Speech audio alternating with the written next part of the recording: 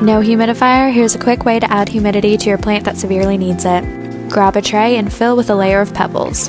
Next, fill it up halfway with water. As the water evaporates, it should create humidity around your plant. Make sure to keep an eye on the water levels. Hi, I'm Sundila, and I'm a plant specialist at Mossy Fern, Bronxville. Today I'll be showing you how to use the Susty aquameter. So first, you want to make sure you've got the right size aquameter. This lemon lime dracaena is in a 6-inch diameter pot, so I'll be using the medium size. Next, insert the aquameter into the soil so that it's between the two arrows. And water your plant. It'll take a few minutes, especially for bigger pots, but the aquameter will turn blue. And when it turns white again, that means the soil is dry and your plant is ready for water.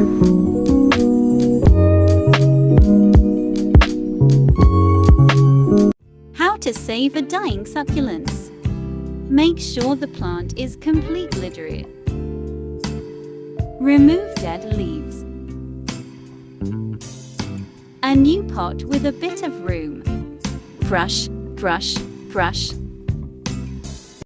I've been dealing with a fungus gnat infestation recently because of this heartleaf philodendron that I bought from Lowe's. You can see those guys crawling on the inside of the pot. Those are the fungus gnats. I'm going to show you how to get rid of them. First, we're going to take these sticky traps and peel the backing off of them. I don't know what it is about these, but I always struggle with these.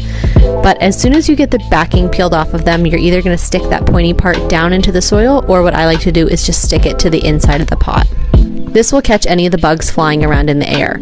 But to combat the bugs in the soil and the new babies crawling out from the eggs laid in the soil, we're going to use diatomaceous earth. Be careful when handling this stuff because it will damage your lungs. I like to wear a mask when I use it. Just go ahead and sprinkle some of this on top of your soil. I like to mix it in a little bit too. When those eggs in the soil hatch, the bugs will crawl up through this and be shredded to death. Ideally, you want to do this on all of your plants.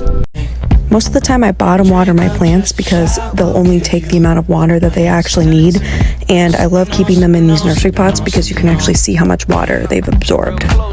Hey guys, welcome back to Planttok. Let's talk Marantas, or prayer plants. A lot of people confuse these with calatheas. Although closely related, they're not in the same genus. They're a lot easier than calatheas in my opinion.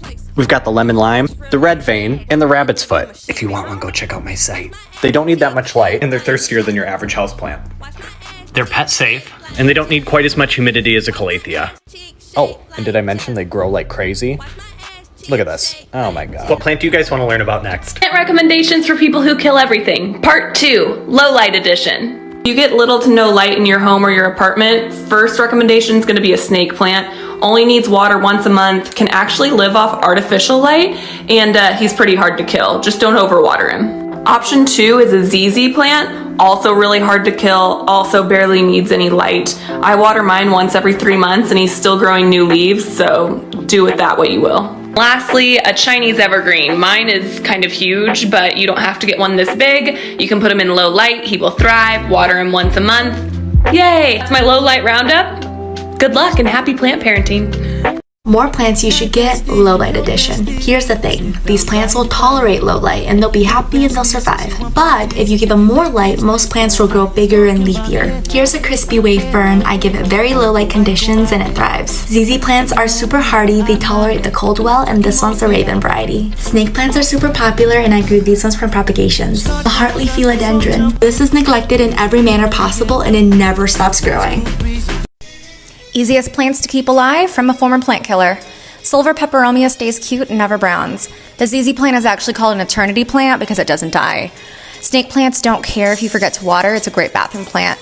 Prayer plants make a comeback when you least expect it. Have you ever wanted to own plants but are scared of killing them or getting bugs? I've got a solution for you. This is leca. Leca is an inorganic growing medium for plants, which means it's not the ideal environment for nasty bugs to live in. Also, the cool thing about leca is that it helps control the amount of water your plants receive, so you'll be less prone to killing them by over or underwatering. To use it, you first have to clean and sanitize the little clay balls. To do that, I rinsed mine until the water ran clear and then boiled them for 20 minutes. And finally, I waited for them to cool down before using using. Additionally, you want to make sure that the container you use is also sanitized, so clean that sucker with soap and hot water. If you're transferring from soil to leca, make sure you try and remove as much of the soil from the roots as possible. Lucky for me, I was transferring from water to leca, so there wasn't much left to remove. I filled my container a third of the way up with leca and water, added my golden pothos, and let the leca fill up the remaining crevices. Fair warning, you will have to use liquid fertilizer since there's no soil to provide the plant with nutrients, but this is the basics of leca. And here's the final product. We've successfully decreased the chance of root rot and pests while having the ability to check on the health of the roots. Like and follow to stay on Planttok.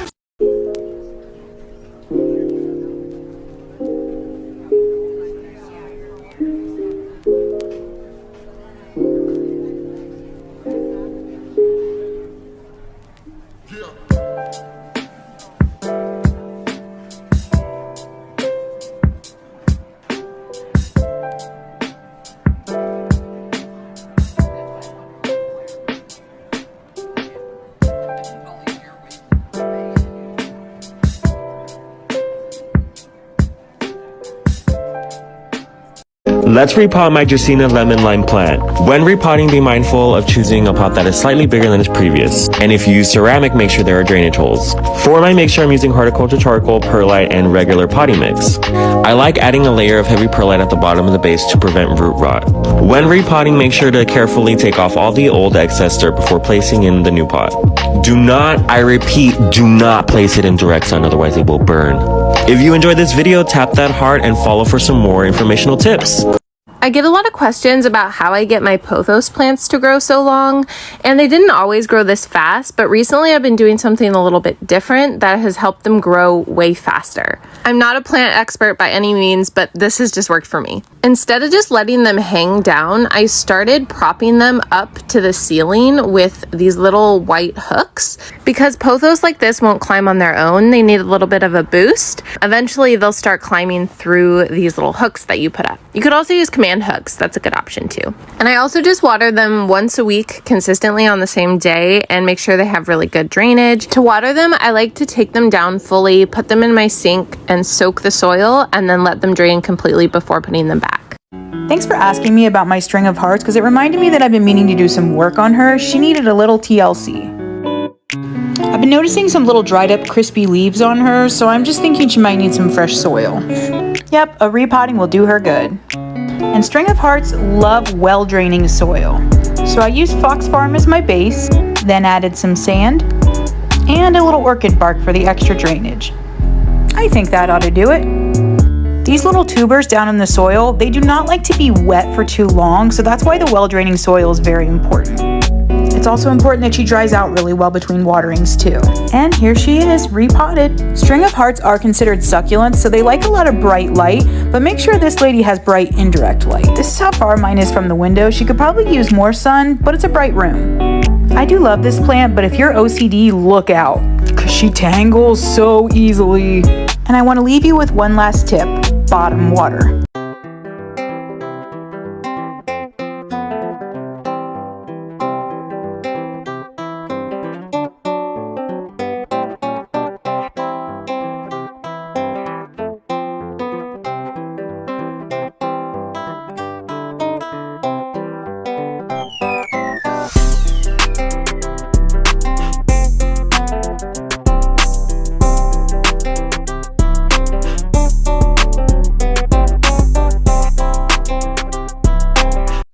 Alright, let's upcycle an old takeout container. So instead of just throwing these in the trash or recycling them, I like to give them a new life as nursery pots.